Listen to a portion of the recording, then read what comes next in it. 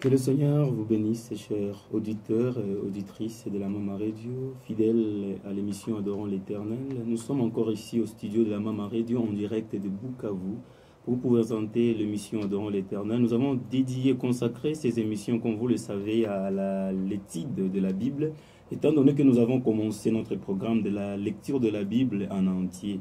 Nous remercions de plus en plus les gens qui continuent à suivre massivement les émissions que nous postons à notre chaîne YouTube Adoration Véritable.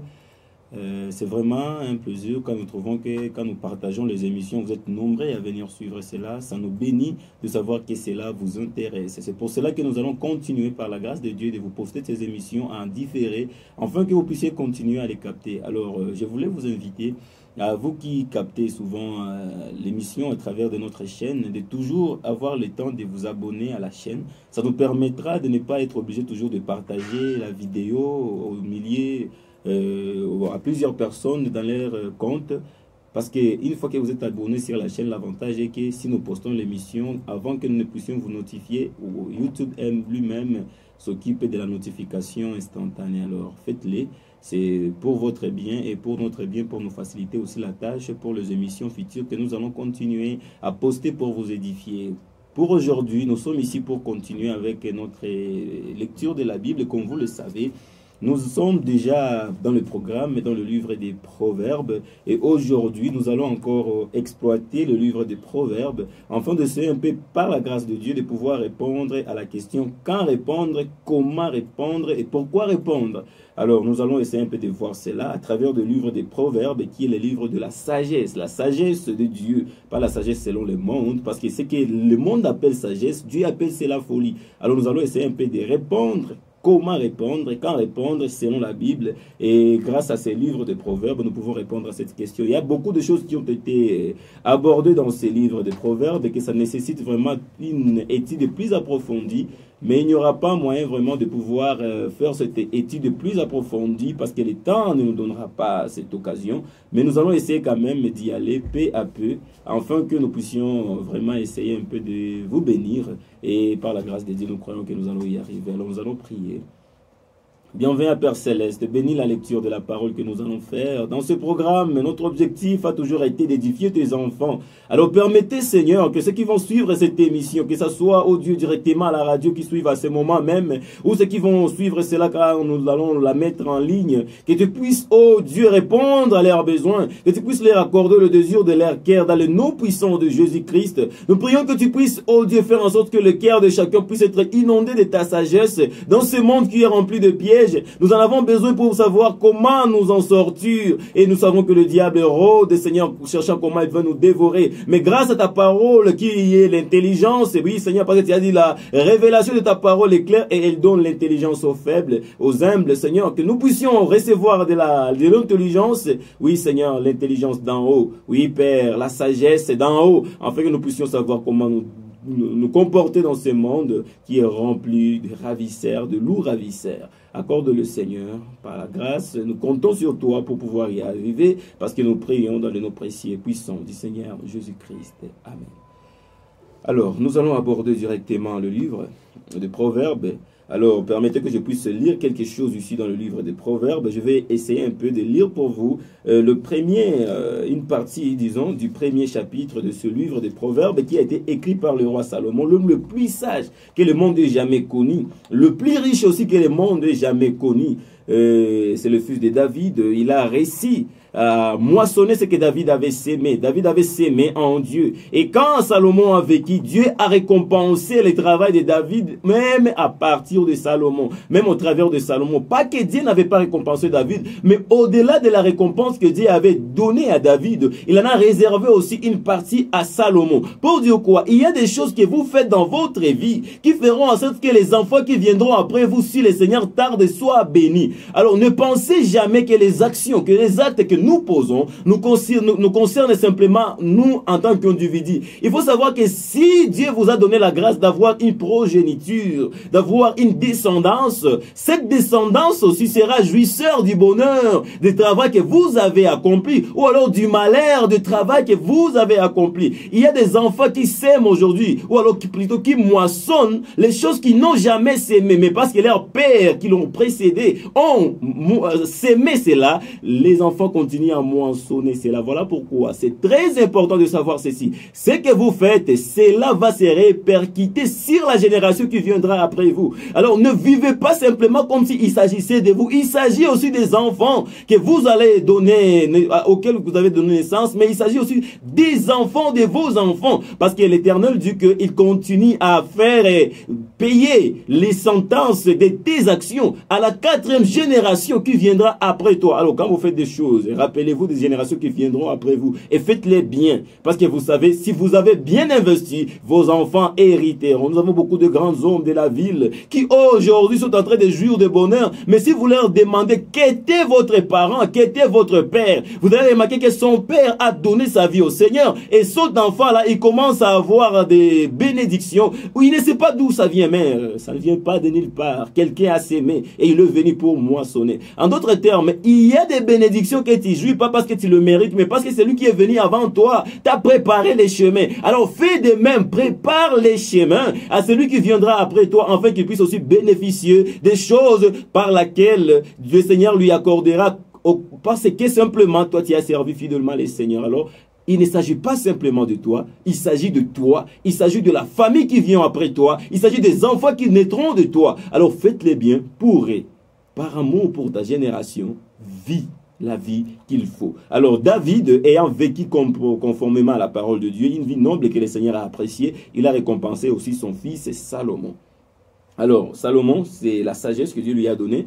Comment il a reçu cette sagesse d'abord, Salomon? C'est parce que quand Dieu est venu lui demander dans une vision, qu'est-ce que tu veux que je puisse te donner comme tu es devenu roi?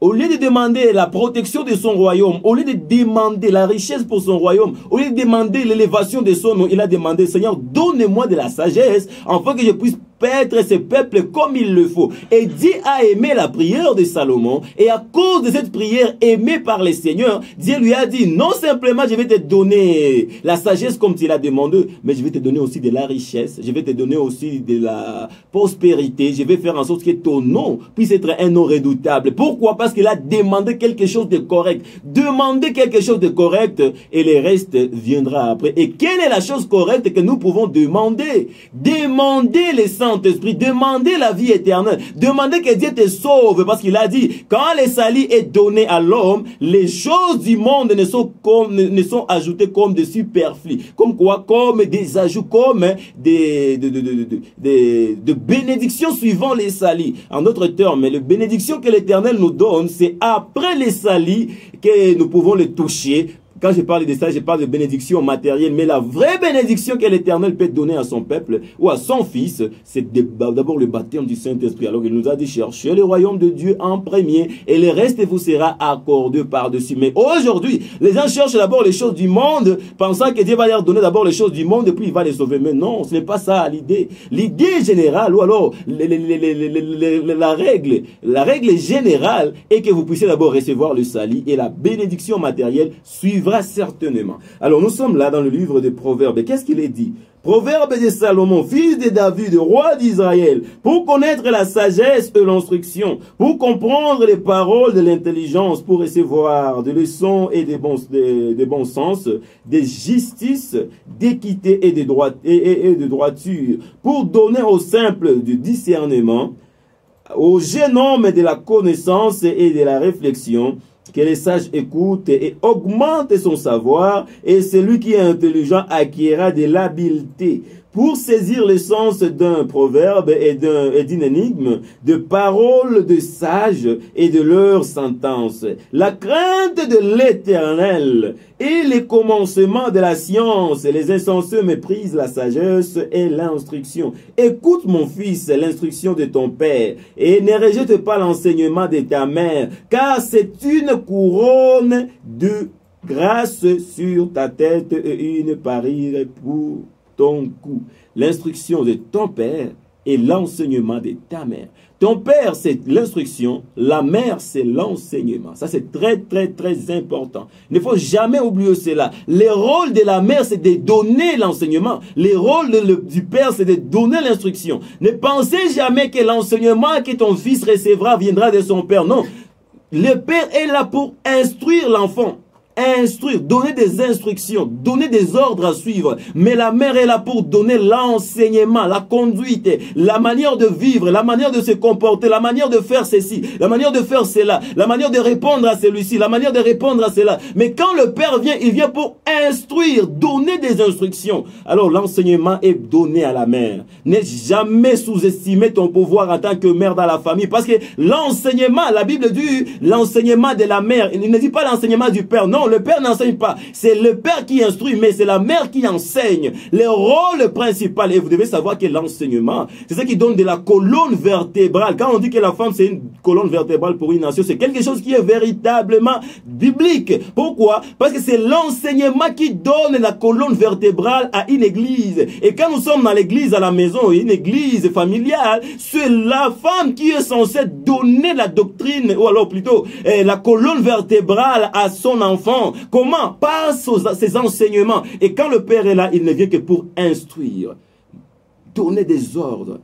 Essayer un peu de mettre le point sur les i. Mais celui qui s'occupe des enseignements ou de l'enseignement, c'est la mère. C'est la mère qui enseigne, ce n'est pas le père. Alors ne dites pas, oh le père, un enfant mal enseigné, le père l'avait mal enseigné. Non, non, c'est la mère, c'est la mère. C'est toi maman qui a le rôle d'enseigner ton enfant à la maison selon le livre des Proverbes. C'est toi qui enseignes et ton mari qui est le père de cet enfant, il ne peut que l'instruire. Alors, comme je vous ai dit, c'est un livre qui nécessite plus d'attention. Si je me dis que je vais commencer à plonger dans cela, je risquerai de me perdre et de ne pas répondre à ces questions que j'ai voulu d'abord souligner parce qu'elles sont aussi capitales et j'aimerais que nous puissions prendre du temps à y répondre afin que vous puissiez savoir comment vous comporter. Pourquoi? Parce que c'est quelque chose qui revient de plus en plus. Comment je vais répondre quand j'ai un problème devant moi? Comment je vais me comporter quand j'ai un conflit avec mon frère? Comment je vais me comporter quand mon frère s'acharne contre moi? Peut-être faussement ou peut-être avec raison. Je ne sais pas, d'une manière ou d'une autre, mais il s'acharne. Et il faut que tu réagisses. Alors, comment tu vas réagir? Alors, lisons la Bible. Je vais directement plonger dans le livre des Proverbes. Je vais prendre ici Proverbes chapitre 26, le 4e jusqu'au 5e verset. Lisons ensemble. La Bible dit ceci. Ne réponds pas à l'insensé selon sa folie. Ça c'est A. Ne réponds pas à l'insensé selon sa folie. De peur que tu ne lui ressembles toi-même. Mais quand tu vois un fou au milieu de la route commencer à jeter des pierres à quelqu'un, un sage, il va loin de cette personne folle. Il va se cacher pour que le fou passe et qu'il puisse faire quoi? Et qu'il puisse continuer sa route. Pourquoi? Parce que c'est un fou. Tu ne peux pas l'instruire, tu ne peux pas lui dire quoi faire, c'est un fou. Tu ne peux pas lui donner l'instruction, la folie ne lui permettra pas de pouvoir appréhender ton instruction. Alors le voyant de loin, la Bible dit, c'est encore le proverbe qui dit, les sages voient les dangers de loin et ils s'en éloignent. Ils voient la folie qui s'avance. Au lieu de vouloir affronter la folie, ils s'éloignent. Et il n'y a pas simplement les gens qui enlèvent les habits qui sont des fous. Il y a beaucoup de fous. Il y a des gens qui ne sont pas normaux. Et quand est-ce qu'on va savoir si c'est un fou? Premièrement, quelqu'un qui n'est pas né de nouveau. Quelqu'un qui n'a pas l'esprit de Dieu en lui. Il a une dose de folie en lui. Il n'est pas dans ses bons sens. Ce n'est pas important. Ce n'est pas intéressant que toi, un chrétien, tu vois quelqu'un qui est un païen, qui commence à t'injurier, et toi, tu veux faire bras de fer avec lui. Non! Ne réponds pas l'essentiel selon sa folie. Ne descends pas à son niveau. Si tu descends à son niveau, il va te vaincre. Il va utiliser une technique qu'il connaît mieux que toi. Toi, tu es un enfant de Dieu. Tu ne dois pas descendre à son niveau. Il va te vaincre. C'est son terrain en lui.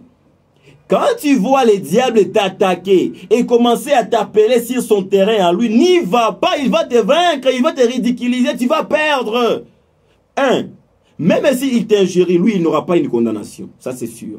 Même s'il t'escroque, lui, il n'aura pas de reproches dans son cœur. Ça, c'est sûr. Ça veut dire quoi? Ça veut dire que le mal qu'il te causera ne lui causera pas du mal à lui, parce qu'en lui, il n'y a rien. C'est un sifflet vide. Tu ne peux pas chercher le sang dans un navet. Il n'en a pas. Il n'en a pas. C'est la même manière que quand tu vois quelqu'un qui n'a pas le même principe que toi, qui ne défend pas le même principe que toi, et que tu les vois s'acharner contre toi, n'essaie pas de combattre la personne, éloigne-toi de la personne. Ne réponds pas les sensés selon sa folie. Pourquoi? De peur que tu ne lui ressembles toi-même. Ne faut pas les ressembler. Ne faut pas répondre un insensé dans sa folie. Quand tu le vois t'injurier, toi tu as des principes que tu as à protéger. Toi tu as une onction que tu dois préserver. Tu vois que lui il n'a rien à préserver. Il n'a rien à préserver. Quand quelqu'un n'a rien à préserver, fais attention avec la personne comme celle-là. Quelqu'un qui te dit, donc, que ce qui va s'abîmer, que ça s'abîme. Hein? Si tu veux qu'on combatte, combattons. Si tu veux qu'on s'injurie, qu'on s'injurie. Non, il n'a rien à préserver. Il n'a aucune réputation à préserver. Il n'a aucune relation avec Dieu à préserver. Il n'a aucune personnalité à préserver. Alors, il veut que toi aussi tu puisses abîmer, gâcher ta réputation parce que lui, il n'en a pas. Faites attention, ne réponds pas l'essentiel selon sa folie. Quand quelqu'un n'a aucune réputation à préserver et qu'il essaie de t'attaquer, ne l'attaque pas. Tais-toi, retire-toi. N'essaie même pas d'essayer de lui montrer que tu as raison. Non, ce n'est pas important. La nature elle-même s'en occupera. La nature elle-même s'en chargera. N'essaie pas de lui dire qu'il est insensé. Le monde le connaît déjà. Et tu n'as pas besoin de prouver cela. Ça manque de la sagesse est connu et reconnu. Alors ce n'est pas à toi de lui faire savoir cela. Retire-toi, la nature s'en occupera. Si tu vois quelqu'un qui n'a pas les principes bibliques à préserver, il n'a pas la personnalité à préserver, n'essaie pas de combattre avec lui, retire-toi. Quand tu vois qu'il est capable d'injurier et il n'a pas honte, il n'a pas de retenue, parce qu'il sait que tout le monde sait que c'est ce qu'il est, n'essaie pas d'entrer dans ce terrain-là, parce que tu vas y quitter étant déjà sali. Ne réponds pas l'essentiel selon sa folie, de peur que tu ne lui ressembles. Ça, c'est la première des choses. Donc, quand un insensé, comment répondre? Quand c'est un insensé, n'essaie même pas de répondre, laisse tomber. Quand un fou t'attaque, n'essaie pas de riposter, parce que tu vas être considéré comme un fou aussi. Et même si tu le gagnerais, tu serais toujours fou. Même si tu gagnes un insensé dans son insensé, dans son manque de discernement et de sagesse, tu sortiras de là déjà souillé. Alors, quand tu trouves quelqu'un, ça je le dis très bien et je le souligne, si tu as quelqu'un qui devrait être un ami à toi, mais tu trouves que c'est quelqu'un qui fait du mal et qui n'a pas un cœur qui se répand, ça veut dire, quand même il t'a fait du mal, il n'aura pas le temps de revenir pour te dire, mon frère, j'avais fait du mal tel jour, pardonnez-moi. Donc si tu laisses tomber, il laissera tomber et il tournera la page. Ça c'est quelqu'un à éviter, parce qu'en lui il n'y a rien et il va salir ton cœur. Il va salir ton cœur. Moi quand je vois quelqu'un comme ça, je me retire, je me retire, je me retire. Elle dit, mais comment tu te retires, mon frère? Tu devrais plutôt rester là-bas. Non, non, non, non, non, non. Tu ne dois pas rester là-bas. Tu ne dois pas rester là-bas. Tu dois aller loin de la personne comme cela. Pourquoi? Parce que le livre des Proverbes dit ceci. C'est le livre des Proverbes qui va répondre. Il dit ceci. Celui qui réprimande le moqueur s'attire les dédains. Hein? Quand tu commences à réprimander un moqueur, un insensé, tu fais quoi? Tu t'attires des dédains. Pourquoi? Parce que même la réprimande que tu lui donnes là, au lieu que ça puisse l'aider, il va faire quoi? Il va devenir ton ennemi. Tu vois quelqu'un, parce qu'il était dans une chose mauvaise, tu es allé la voir, la personne, et une fois que tu l'as vu, au lieu que cela puisse l'aider à s'en sortir, il fait de toi son ennemi, et il commence à aller parler aux autres. Mais celui-là, il se prend pour qui? D'ailleurs, pourquoi lui, il pense qu'il est différent des autres? Quand il y a quelqu'un de comme ça, n'allez plus, n'essaie plus d'aller vers lui. Retire-toi de la personne. Si c'est quelqu'un qui n'est pas un chrétien, prie pour lui. Si c'est un chrétien, va aussi prier pour lui. Pourquoi? Parce que si tu continues, tu risqueras de te faire des ennuis et ton nom sera sali à cause d'une telle personne. Si tu as un ami qui n'accepte pas la réprimande, c'est un insensé. Laisse-les tomber. Laisse-les tomber. Pourquoi? Parce que la Bible nous dit ceci. Il nous dit quoi? Je vais lire encore. Ça, c'est le Proverbe, chapitre 9, verset 7. Il dit, c'est lui qui reprend un moqueur, s'attire des ennuis. Et celui qui corrige le méchant reçoit les outrages. Il reçoit un outrage. Au lieu de recevoir une bénédiction, comme quand tu as corrigé quelqu'un qui est censé, comme quelqu'un qui a de la sagesse, il fait une erreur, tu le corriges. Il va te dire, oh merci mon frère parce que tu m'as corrigé. Mais si c'est un insensé, il va te dire, Abikuone, ça ne te regarde pas. Quand tu vois quelqu'un qui te dit, ça ne te regarde pas quand tu le conseilles, ce n'est pas un bon ami à avoir. Laisse-les. Il peut rester une connaissance, mais qu'il ne soit pas ton ami. Pourquoi? Parce que ceux qui se ressemblent s'assemblent. À force de voir quelqu'un qui fait des erreurs, et tu ne peux plus les corriger, parce que tu sais que même si tu les corriges, il ne va pas changer. Tu vas finir par devenir comme lui. Tu vas finir par supporter. Je vais vous dire ceci. Plus tu es entouré par une personne qui supporte facilement des erreurs et que, à un moment donné, tu commences à les tolérer, tu te retrouveras à un moment donné, tu commences aussi à faire les mêmes erreurs comme lui. Alors, si quelqu'un ne veut pas s'améliorer, laisse-le, ne sois pas son ami. Si quelqu'un n'accepte pas ses corrections, laisse-le, ne sois pas son ami. Si quelqu'un n'accepte pas les réprimandes, ce n'est pas quelqu'un à côtoyer, laisse-le tomber. Si tu corriges quelqu'un pour la première fois, au lieu qu'il puisse reconnaître son tort et qu'il puisse revenir à la droiture, au bon sens, et que lui, il commence à justifier ses erreurs, et que la seconde fois, au lieu encore de revenir sur le bon sens, il commence à se dire que c'est toi qui es mauvais parce que tu ne vois que le mal en lui. Quand tu vois quelqu'un comme cela, retire-toi avant qu'il ne soit trop tard parce qu'il va te salir. Et quand il va te salir, tu auras honte et tu trouveras que même là où tu avais une bonne réputation, à cause de la personne là, tu n'en auras pas. Alors faites attention, les mauvaises compagnies corrompent les bonnes mœurs. Alors, je vais dire quelque chose là-bas, dans ce même sens. Comment faire quoi? Comment corriger quelqu'un? Maintenant, il peut y arriver que quelqu'un, ce n'est pas un insensé, mais il faut le corriger. Comment répondre? Il a fait quelque chose de mal, mais c'est un insensé, ce n'est pas un insensé, ça veut dire c'est un sage. C'est un sage, ça veut dire c'est une personne qui craint Dieu. C'est une personne qui craint, qui a une bonne moralité, qui a une responsabilité, ou qui a une personnalité à préserver. Alors celui-là, elle peut être corrigée parce qu'elle a une personnalité à préserver. J'ai dit ceci, celui qui n'a rien à préserver, laissez-le. Parce qu'il va te salir et il n'aura rien à perdre en te salissant. Et si tu essaies de répliquer, c'est toi qui vas descendre dans les caniveaux et tu vas te descendre à son niveau et tout le monde va te considérer comme lui. Alors ne descends pas à son niveau, laisse-le. N'utilise pas ces mots. N'utilise pas les mots de l'insensé. N'utilise pas les mots de quelqu'un qui n'a pas de la sagesse. Pourquoi? Parce que ces mots-là vont te salir. Ce sont ces mots. C'est pour ça qu'il est insensé, parce qu'il utilise ces mots-là. Alors, quand quelqu'un, il n'est pas un insensé, mais simplement il a fait quelque chose de mal, comment les corriger? Ne les corrige pas quand tu es en colère, parce que la colère et la folie sont très proches. Quand tu es en colère, ne corrige pas quelqu'un. Quand quelqu'un t'a fait réellement du mal et que tu te sens réellement que tu as mal, ne les corrige pas. Attends que la colère puisse descendre, et quand tu n'auras plus la colère contre la personne, quand tu auras compris la chose, digérer le problème et que tu te pourras maintenant contrôler ton langage, alors tu peux revenir pour corriger la personne. Comment tu vas le corriger? C'est avec douceur. La Bible dit ceci, c'est toujours dans le livre des Proverbes. Une réponse douce calme la fureur, mais une parole dure excite la colère. Quand quelqu'un est en colère, il est en train de parler contre toi, il est en train de se fâcher ou de proférer de mauvaises paroles, quoique ce n'est pas un insensé. Mais parce qu'il est atteint par la folie, qui le met par la colère, qui est aussi un degré qui le plongera dans la folie comme un insensé, quoi qu'il n'est pas un insensé, ne le corrige pas quand il est encore dans la colère. Quelqu'un qui est en colère, on ne le corrige pas. J'ai déjà fait beaucoup d'erreurs en corrigeant quelqu'un qui est dans la colère, et je vous dis jusqu'à présent, je le regrette. Et je pense par la grâce de Dieu, je ne tomberai plus sur la même chose. Si quelqu'un se fâche, ne te fâche pas et essaie de le corriger, parce que et toi tu seras dans la folie, et lui-même il sera dans la folie, et vous tous vous serez des fous. Et à ce moment-là, vous ne pouvez jamais trouver quelque chose de bon. Mais quand quelqu'un est en colère, le mieux c'est de ne pas les corriger. Tu les laisses d'abord, qui puisse se calmer.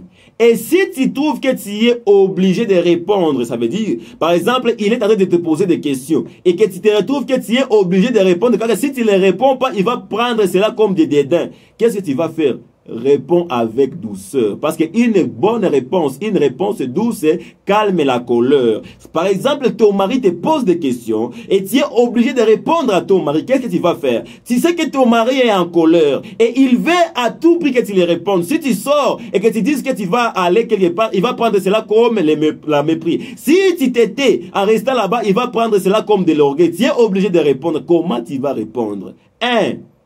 Réponds avec douceur. Ça veut dire réponds conformément à une réponse qui se trouve que si tu réponds comme ceci, il va se calmer d'abord. Par exemple, il te dit, mais pourquoi? Pourquoi tu as fait ceci? Pourquoi tu n'as pas fait ceci? Pourquoi tu n'as pas fait ceci? Au lieu de commencer à dire, non, mon mari, je n'ai pas fait ceci à cause de cela. Et tu sais que si je dis cela, ça va encore l'enflammer davantage. Dis ceci, mon mari, pardonne-moi. Je suis vraiment fautif, pardonne-moi. Je ne devrais pas faire cela.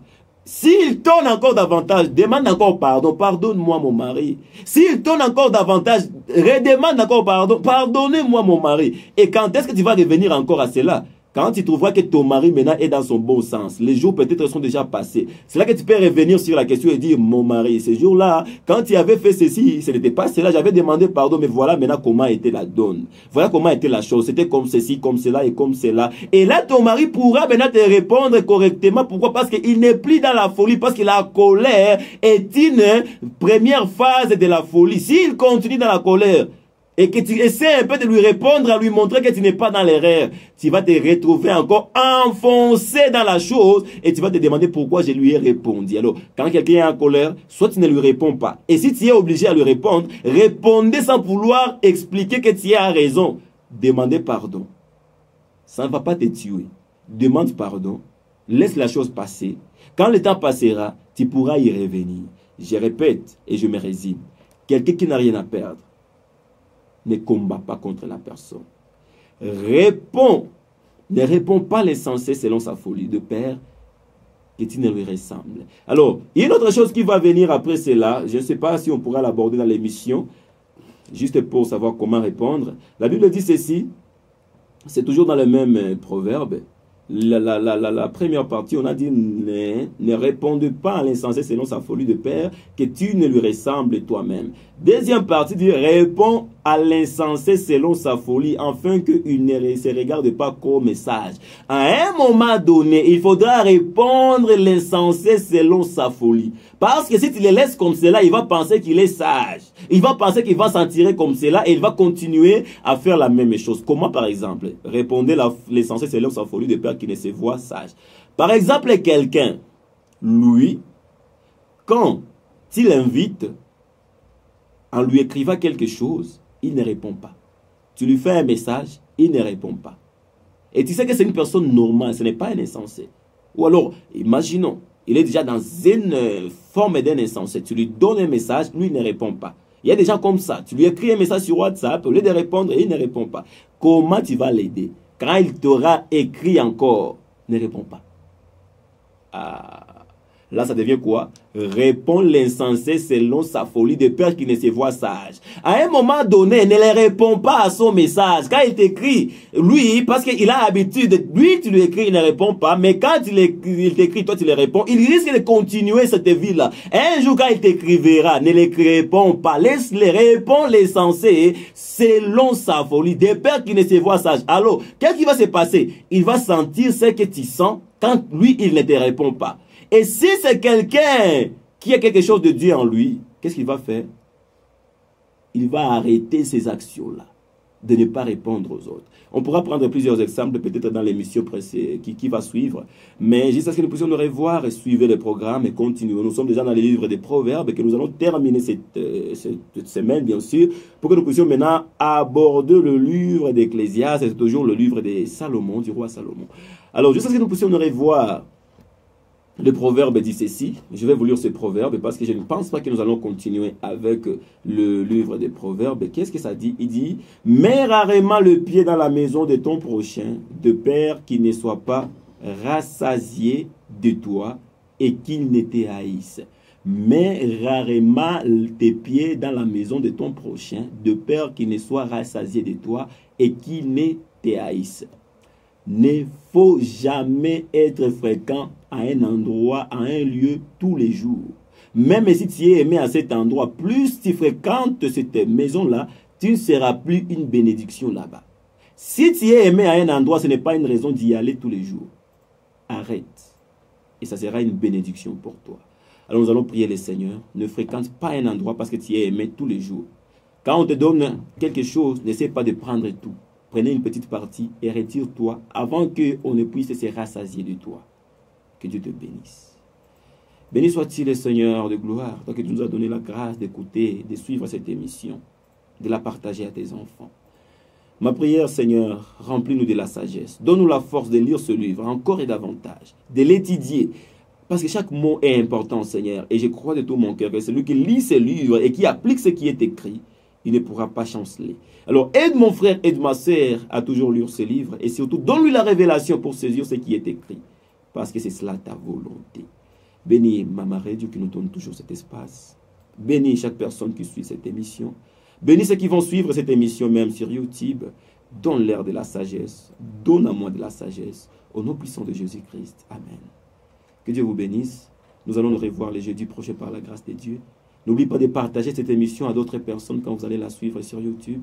Partagez ça à vos voisins. Partagez ça à vos familles. C'est la manière de prêcher l'évangile en partageant ce qui vous a béni, ce qui vous a édifié, afin que ça puisse édifier quelqu'un d'autre.